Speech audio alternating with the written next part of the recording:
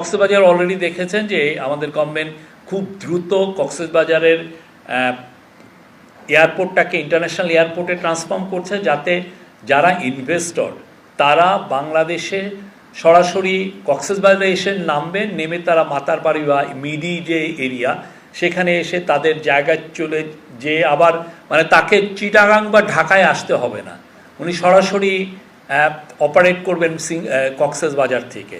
তো এটা আমরা এই ধরনের একটা প্ল্যান আছে, তো সেই জন্য বিশাল ইনভেস্টমেন্ট দরকার। সেই ইনভেস্টমেন্টের জন্য উনি জাপানিজ কর্তৃপক্ষের সাথে, জাপানিজ বড় বড় লেন্ডিং এজেন্সির সাথে এবং জাপানিজ বড় ইনভেস্টরদের সাথে উনি কথা বলবেন। এটা একটা বড় এই ট্যুরের ইয়ে।